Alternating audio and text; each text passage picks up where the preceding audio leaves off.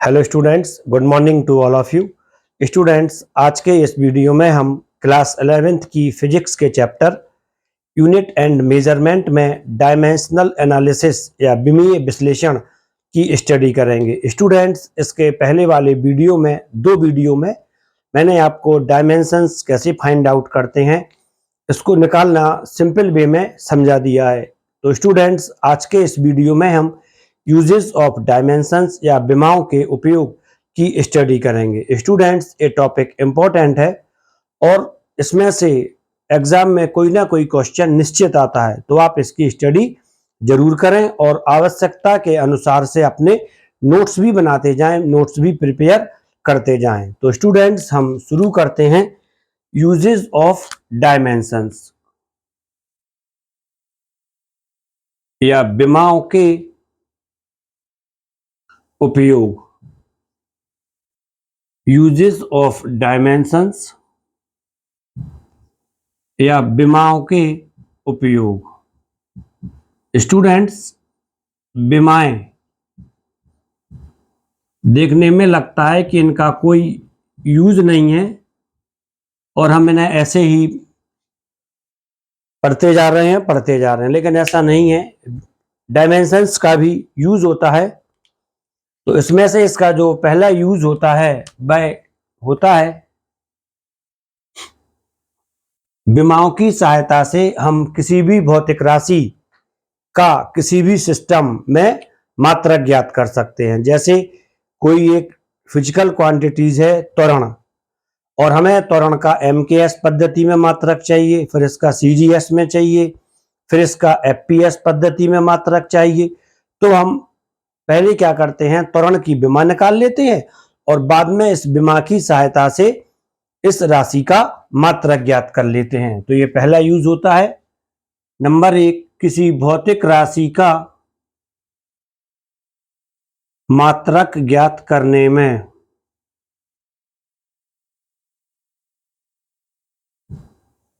ये इसका पहला यूज होता है।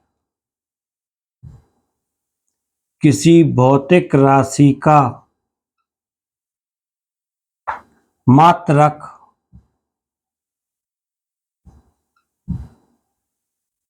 ज्ञात करने में, किसी भी सिस्टम में हम इसका मात्रक ज्ञात कर सकते हैं। इसका जो दूसरा यूज होता है विमाओं का, वह होता है किसी समीकरण की सत्यता की जांच करने में। कोई भी समीकरण जो हमें दिया जाता है और हम ये जानना चाहते हैं कि ये समीकरण सही है या गलत है, तब इस कंडीशन में हम विमाओं का उपयोग करते हैं और हमें पता चल जाता है कि ये समीकरण सही है या गलत है। किसी समीकरण की सत्यता, करेक्टनेस की जांच करने में, करेक्टनेस समीकरण सही है, इसकी जांच करने में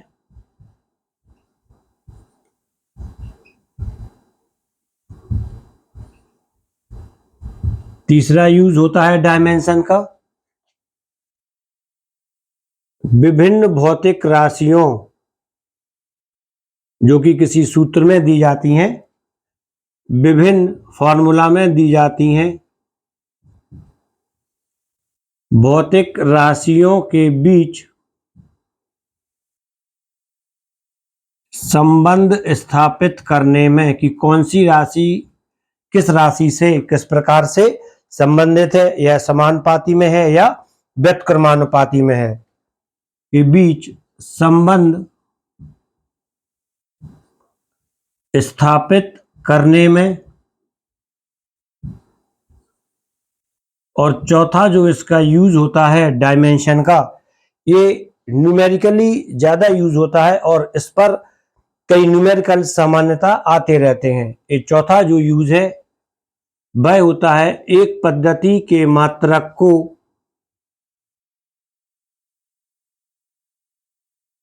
दूसरी पद्धति के मात्रकों में बदलना।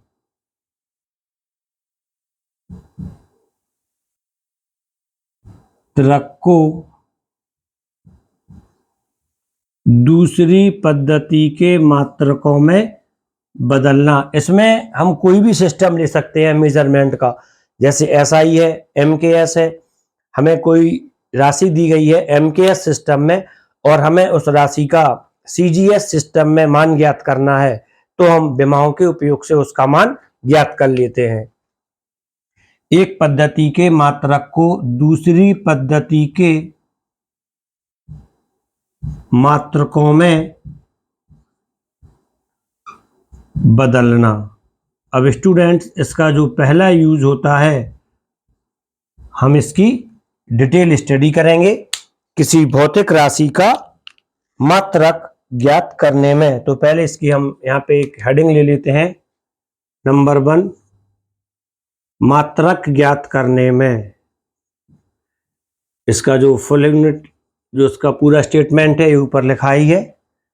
किसी भौतिक राशि का मात्रक ज्ञात करने में। मात्रक, मात्रक से मतलब होता है यूनिट। किसी भी भौतिक राशि का मात्रक हम विमाओं की सहायता से ज्ञात कर सकते हैं। क्वेश्चन आता है कैसे ज्ञात कर सकते हैं, तो आप ये जानते ही हैं, MKS सिस्टम, CGS सिस्टम और FPS सिस्टम। MKS पद्धति में लंबाई का मात्रक मीटर, द्रव्यमान का मात्रक किलोग्राम और समय का मात्रक सेकंड होता है। इसी प्रकार CGS पद्धति में लंबाई का मात्रक सेंटीमीटर, द्रव्यमान का मात्रक ग्राम और समय का मात्रक सेकंड होता है, फुट, पाउंड और सेकंड। इस पद्धति में लंबाई का मात्रक फुट होता है, द्रव्यमान का मात्रक पाउंड होता है, फुट पाउंड, और समय का मात्रक सेकंड होता है। तो स्टूडेंट्स, ये आपका जो डिफरेंट सिस्टम थे उसमें किस राशि को हम कैसे नापते हैं, यहाँ पर एक क्लियर हो जाता है। इसके बाद हम कोई भी एक राशि ले लेते हैं, फॉर एग्जाम्पल त्वरण ले लेते हैं या बल ले लेते हैं। तो पहले त्वरण ले लेते हैं, इसके बाद बल ले लेंगे, क्योंकि बल बराबर द्रव्यमान गुणित त्वरण हो जाता है। तो पहले लेते हैं त्वरण या एक्सीलरेशन। इसकी डायमेंशन आती है LT-2। कैसे आती है, इसको मैं फर्स्ट वॉल्यूम में, फर्स्ट पार्ट में बता चुका हूं, त्वरण की डायमेंशन हमने कैसे निकाली थी। तो यहां पर जो लेंथ है, लंबाई, लंबाई का मात्रक इस विमा की सहायता से, इस लंबाई को मत बोले यहां पे, आप इसको त्वरण समझ लें, लंबाई गलत हो गया, त्वरण समझें आप। त्वरण का मात्रक हमें विमाओं की सहायता से लिखना है। तब L लेंथ है, लंबाई है, और लंबाई का MKS पद्धति में मात्रक मीटर होता है। तो यहाँ पे हम लिख देते हैं L के लिए मीटर। इसके बाद T समय के लिए आता है डायमेंशन में, और MKS पद्धति में समय का मात्रक सेकंड होता है। तो यहाँ पे लिख दिया सेकंड, और सेकंड के ऊपर जो पावर है -2, ये इस तरह से लिख देते हैं। इसके बाद आपको थोड़ा सा ध्यान देना है, जिसके ऊपर माइनस वाली पावर आती है उसके आगे आपको प्रति लगा देना है। तो ये हो जाता है मीटर, इसके ऊपर माइनस है तो यहां लगा देना है प्रति, माइनस हट जाता है अब, और यहां पर आ जाता है सेकंड स्क्वायर। तब ये त्वरण का मात्रक MKS पद्धति में आ जाता है। इसको आप ध्यान से समझ लें। जब आप चौथा वाला यूज पढ़ते हैं इसका, एक पद्धति के मात्रक को दूसरी पद्धति के मात्रकों में कैसे बदलते हैं, तब हम इसका यूज करते हैं। इसी तरह सेकंड सिस्टम लेते हैं सेंटीमीटर, तो क्लियर है लंबाई का मात्रक यहां पर आ जाता है सेंटीमीटर एल। T-2 माइनस के लिए लगता है प्रति। समय का मात्रक CGS में भी सेकंड होता है तो उसको सेकंड लिख देते हैं, और इसकी जो पावर होती है स्क्वायर लगा देते हैं, तो ये CGS पद्धति में इसका मात्रक आ जाता है। तो क्लियर है कि विमाओं के उपयोग से हम किसी भी भौतिक राशि का मात्रक अलग अलग सिस्टम में आसानी से दे सकते हैं। इसके बाद एक और राशि ले लेते हैं, बल ले लेते हैं। बल बराबर द्रव्यमान गुणित त्वरण। इसकी डायमेंशन आती है ML T-2। M मास के लिए आता है और MKS पद्धति में द्रव्यमान का मात्रक होता है किलोग्राम, तो आपको लिख लेना है किलोग्राम। इसके बाद L लंबाई का मात्रक MKS पद्धति में मीटर, शॉर्ट में लिख दिया मीटर। -2 माइनस के लिए इसको एक स्टेप और बढ़ा देते हैं, T के लिए लिख लेना है सेकेंड और ऊपर लगा देना है -2। इसके बाद फिर वही स्टेप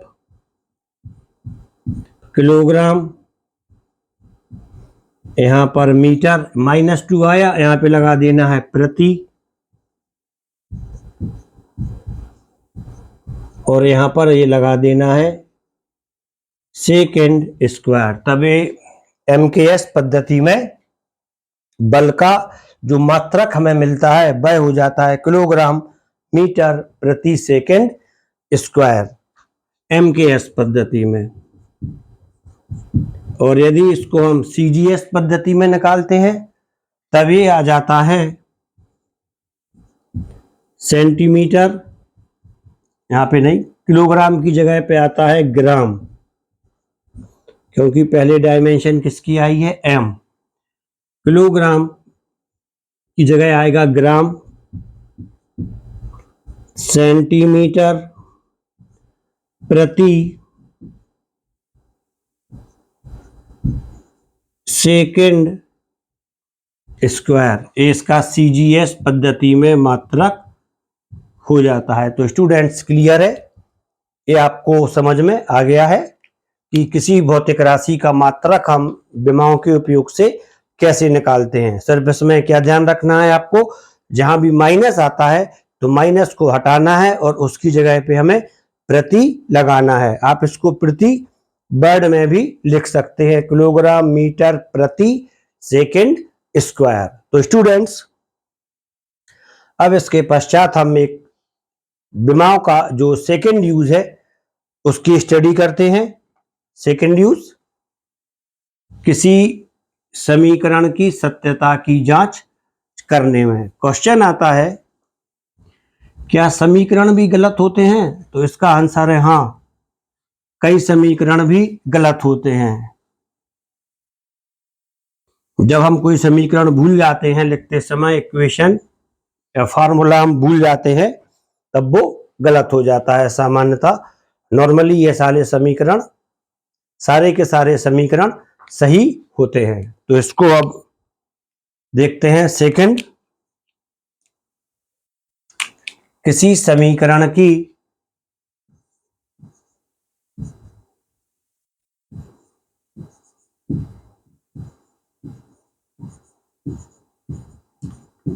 सत्यता की जांच करने में,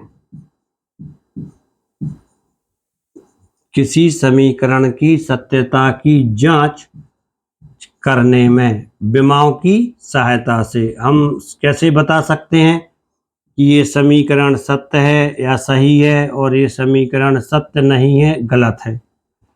तो विमाओं की सहायता से जब हम कोई समीकरण की सत्यता की जांच करते हैं तो हम समीकरण में दो पार्ट होते हैं, एक लेफ्ट हैंड साइड और दूसरा पार्ट होता है राइट हैंड साइड। हम इन दोनों पार्ट्स की विमाएं निकाल लेते हैं और जब लेफ्ट हैंड साइड की डायमेंशंस राइट हैंड साइड की डायमेंशंस के इक्वल हो जाती है तब हम कहते हैं कि ये समीकरण सही है। और यदि जो दोनों की डायमेंशंस हैं, विमाएं हैं, यदि वो इक्वल नहीं होती हैं, समान नहीं होती हैं, तब हम कहते हैं कि ये समीकरण सही नहीं है, ये समीकरण गलत है। ये हमारा इसका प्रिंसिपल होता है। तो इसका प्रिंसिपल होता है कि जो लेफ्ट हैंड साइड की विमाएं होती हैं,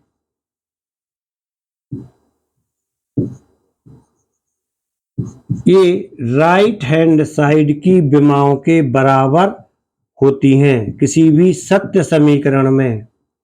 तब समीकरण कैसा रहेगा? सत्य। सत्य समीकरण के लिए लेफ्ट हैंड साइड की विमाएं समीकरण के राइट हैंड साइड की विमाओं के बराबर होना चाहिए। और यदि ऐसा नहीं होता है तब असत्य समीकरण हो जाएगा, गलत समीकरण हो जाएगा। और इस कंडीशन में लेफ्ट हैंड साइड की डायमेंशन राइट हैंड साइड की डायमेंशन के इक्वल नहीं होती है। अब क्वेश्चन आता है इसका कोई एग्जाम्पल। तो हम कोई भी फार्मूला ले सकते हैं जो आपको याद हो, और उसके हम लेफ्ट हैंड साइड और राइट हैंड साइड दोनों की हमें डायमेंशन लिख लेना है, तो हमारा ये कॉन्सेप्ट क्लियर हो जाता है। कोई भी एक गति का समीकरण आप ले सकते हैं इसमें। जैसे गति का सेकंड समीकरण हम लेते हैं, और सेकंड समीकरण होता है s equal to ut plus half g लिख देंगे तब एक गुरुत्वीय हो जाएगा, हाफ at स्क्वायर। ये हो जाता है हमारा गति का समीकरण। और अब इसमें हमें सत्यता की जांच करना है। तो क्लियर है, ये समीकरण हमने सही लिखा है तो ये सत्य ही होना चाहिए। जब ये सत्य होगा तो हम जानते हैं इसकी पहले डायमेंशन लिखते हैं। समीकरण के सभी पक्षों की हमें क्या लिखना पड़ती है? पहले डायमेंशन। या तो वो हमें याद होनी चाहिए या उसको हम फाइंड आउट कर लेते हैं, निकाल लेते हैं। एस डिस्टेंस होती है, डिस्टेंस के लिए डायमेंशन आती है एल। यू वेलोसिटी है, इनिशियल वेग होता है, इसकी डायमेंशन एल टी माइनस 1 होती है। टी समय है, क्लियर है, इसकी डायमेंशन टी होगी। ए एक्सीलरेशन है, त्वरण है, इसकी डायमेंशन एल टी माइनस 2 होगी, क्लियर। और इसके बाद आता है टी स्क्वायर, तो वो भी क्लियर है, इसकी डायमेंशन टी समय है तो उसकी डायमेंशन भी टी होगी। इसके बाद हम इसके लेफ्ट हैंड साइड और राइट हैंड साइड दोनों ओर की डायमेंशंस को समीकरण के नीचे लिख देते हैं। एस की जो डायमेंशन आएगी वो आएगी एल, ये सिंपल है बिल्कुल, तो इसको एल लिख दिया। इसके बाद आती है यू टी, यू वेलोसिटी है, ये आती है L T minus 1 into T है, तो ये टी की डायमेंशन लिख दी टी प्लस हाफ। इस हाफ की डायमेंशन क्या होगी? तो स्टूडेंट्स ये आपको ध्यान रखना है, कोई भी जो नंबर होते हैं उसकी डायमेंशन नहीं होती है, और इस तरह के इक्वेशन में हम इन्हें छोड़ जाते हैं, इनका कोई महत्व नहीं होता है, इनकी कोई औकात ही नहीं होती। हाफ, 3, 4 इनकी कोई औकात नहीं होती, इनको हम छोड़ते जाते हैं।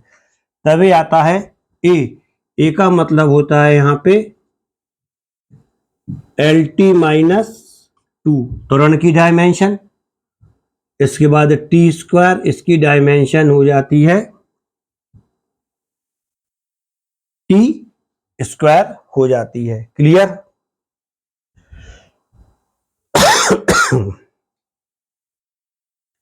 अब आप देखें, -1 + 1 कैंसिल, -2 + 2 कैंसिल। डायमेंशन देखें लेफ्ट हैंड साइड की, ये आती है एल। इस प्लस के पहले यहाँ पे क्या बचा है, क्या यहाँ पे शेष है, वो आता है एल, ये लिख दिया एल। यहाँ पर भी आप देखते हैं प्लस के बाद यहाँ पर भी आता है एल।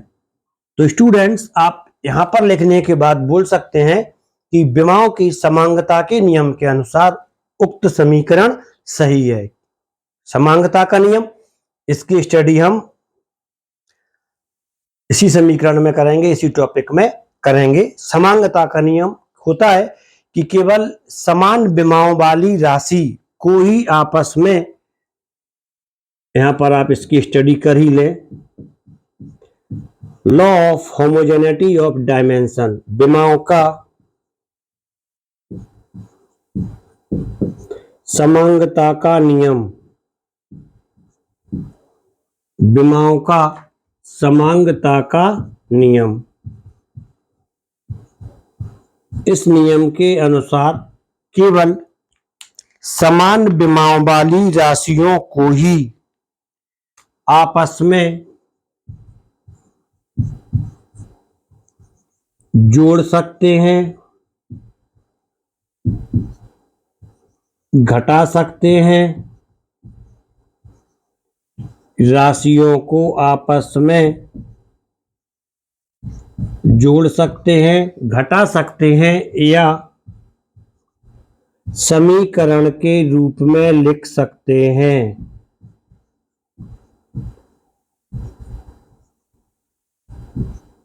या समीकरण के रूप में लिख सकते हैं। तो क्लियर है, यहां पर सभी राशियों की डायमेंशन एल एल एल आ जाती है। तो क्लियर है, ये समीकरण सत्य है। इसको भी और थोड़ा डिस्कस कर देते हैं। एल प्लस एल ये 2l हो जाता है, ये हो जाता है 2l, और ये 2 विमाहीन होता है। तो क्लियर है, l इक्वल टू l आ जाता है। अतः स्पष्ट है कि लेफ्ट हैंड साइड की जो डायमेंशन है वह राइट हैंड साइड की डायमेंशन के बराबर है, और ये समीकरण सत्य है। क्लियर हो जाता है समीकरण की सत्यता की जांच करने में। तो स्टूडेंट्स, इसके बाद अब हम इसी में जो विमाओं की समांगता का नियम है, ये इंपॉर्टेंट है और इस पे क्वेश्चन भी आते हैं, इसकी स्टडी करते हैं।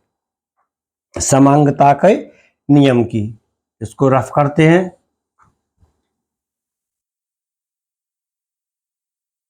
समांगता का नियम ये आपको पता ही है, मैं भी इसको और एक्सप्लेन कर देता हूं।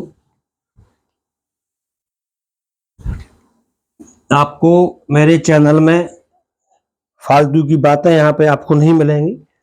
आपको स्टडी करनी होती है, कंसंट्रेशन बनाए रखनी होती है। विमाओं के समांगता का नियम,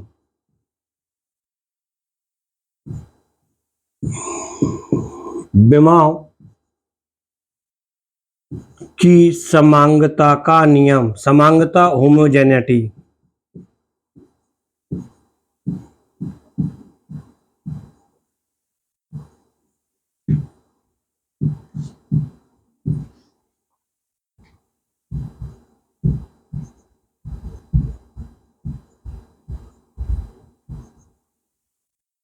विमाओं की समांगता या होमोजेनिटी का नियम।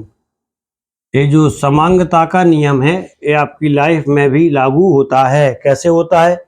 जो बच्चे स्पोर्ट्स में होते हैं उनकी फ्रेंडशिप भी स्पोर्ट्स वाले बच्चों के साथ ही होती है। जो बच्चे पढ़ाई लिखाई में ज़्यादा इंटरेस्ट रखते हैं तो उनका जो ग्रुप होता है वह भी उसी प्रकार का होता है। क्लियर सी बात है कि जो समान हैबिट वाले पर्सन होते हैं या फ्रेंड होते हैं वह समान हैबिट वाले पर्सन से ही फ्रेंडशिप करते हैं, यही समांगता का नियम होता है। इसी प्रकार जो विमाएं होती हैं, जो फिजिकल क्वांटिटीज होती हैं, तो जिनकी डायमेंशन सेम होती है वो दूसरी सेम डायमेंशन या विमा वाली राशि से ही जुड़ती है, उससे घटाई जा सकती है और उसको हम समीकरण के रूप में लिख सकते हैं। तो ये समांगता का नियम हो जाता है। इस नियम के अनुसार, समांगता के नियम के अनुसार केवल समान विमाओं वाली राशियों को, इसको शॉर्ट में लिख देते हैं, समान विमाओं वाली राशियों को आपको एग्जाम में कट कॉपी पेस्ट नहीं करना है, आपको लिखना है आंसर। आप लिखने की प्रैक्टिस करें। समान विमान वाली राशियों को आपस में जोड़ा, एडेड,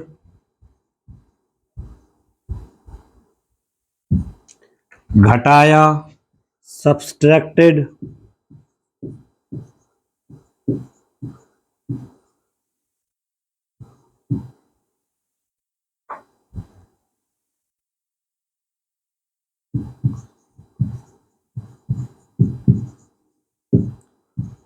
या समीकरण के रूप में लिखा जा सकता है।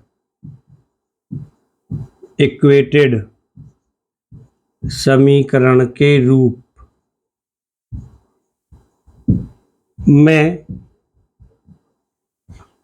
लिखा जा सकता है।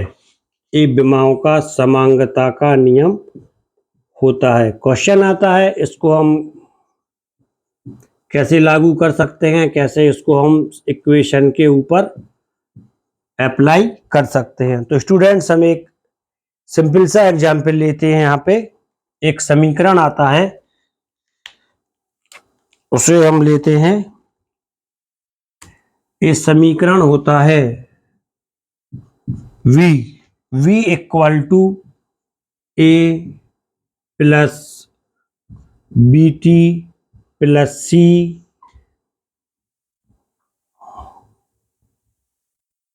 Plus c upon d plus t। ये आपको क्वेश्चन आता है। इस समीकरण में a b c व d, एक क्वेश्चन लिख लें आप। क्वेश्चन दिया जाएगा, मैं a b c d की विमाएं ज्ञात कीजिए।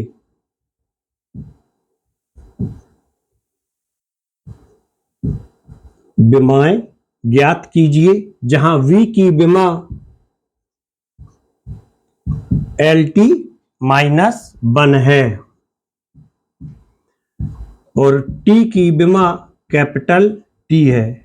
तो क्लियर है, विमाओं से हम इन राशियों को पहचान सकते हैं कि ये वेग है और ये समय है। तो स्टूडेंट्स, इस तरह के जब क्वेश्चन आपको दिखाई देते हैं तो आपको ये वाला प्रिंसिपल अप्लाई करना है। इसमें आप सबसे पहले देखें, एक समीकरण लेते हैं x equal to a plus B. इस समीकरण में जो x की विमा होगी वही a की विमा होगी और वही b की विमा होगी। और यदि समीकरण आता है x equal to a upon B plus C upon D plus E, तब इस कंडीशन में आपको देखना है कि जो x की विमा है, ये आपको कॉन्सेप्ट बता रहा हूं यहां पे, कि जो यहां पे x की विमा आती है, अब वो विमा a अपॉन बी की विमा के बराबर होगी। और जो x की विमा है, अब वह c अपॉन डी प्लस ई की विमा के बराबर होगी। अर्थात x a अपॉन बी की विमा और plus c upon D plus E, इन तीनों की जो विमाएं हैं वो सेम रहेंगी, इक्वल रहेंगी। यहाँ पे था प्लस ए लगा दिया। इसमें एक चीज और आपको देखना है, जो डी प्लस ई लिखा है, डी प्लस ई बताता है कि जो विमा डी की है वही ई की विमा है। डी की विमा ही वास्तव में ई की विमा है। तो ये यहाँ पे एक कॉन्सेप्ट था जो आपको क्लियर करना है। अब इसके बाद हम इस क्वेश्चन को इजीली सॉल्व कर लेते हैं। तो यहाँ पे इसको अब रफ करते हैं और इस क्वेश्चन के लिए अब हम सॉल्व करते हैं। तो सबसे पहले देखें आप, V इक्वल टू A, या इसको हम लिख सकते हैं A equal to V। A की जो विमा आती है वह आती है LT-1। इसके बाद B प्लस T, अब हम इसे ले लेते हैं B प्लस T या BT इक्वल टू V की विमा। तब इस कंडीशन में B इक्वल टू हो जाता है V अपॉन T, और जो V इसकी जो विमा दी है LT-1, इसको हम इस तरह से लिख लेते हैं, अपॉन कर देते हैं T, इस तरह से आ जाएगा। T ऊपर जाएगा माइनस का हो जाएगा, और जो इसकी डायमेंशन बन जाती है वह हो जाती है LT-2। तो ये किसकी विमा आ जाती है? B की। A की विमा LT-1 है, B की विमा LT-2 हो जाती है। यहाँ पे आपको होमोजेनिटी प्रिंसिपल समझ में आ गया था, ये उसी के बेस पे हमने उसको सॉल्व कर दिया है। BT की विमा बराबर B की विमा। इसके बाद आपको देखना है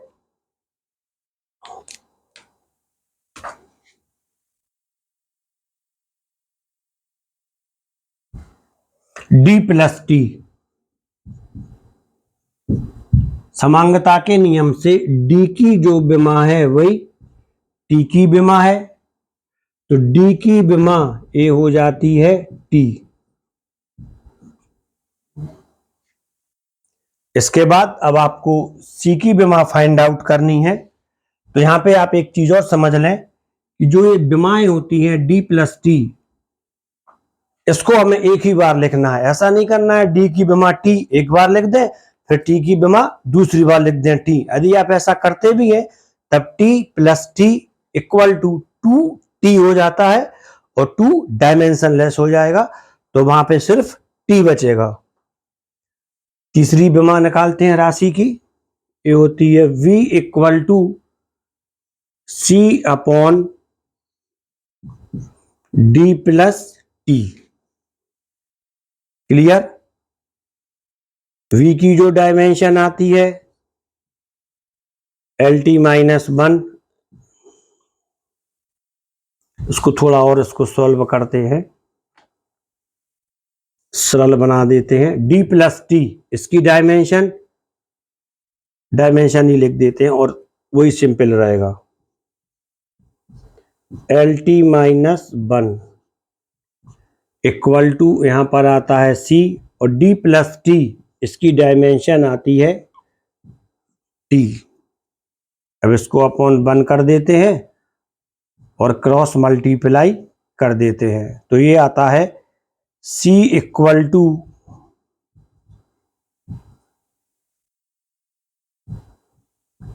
LT-1, क्रॉस मल्टीप्लाई का ये साइन लगाया था, इसको रफ कर दिया, LT-1 इंटू T।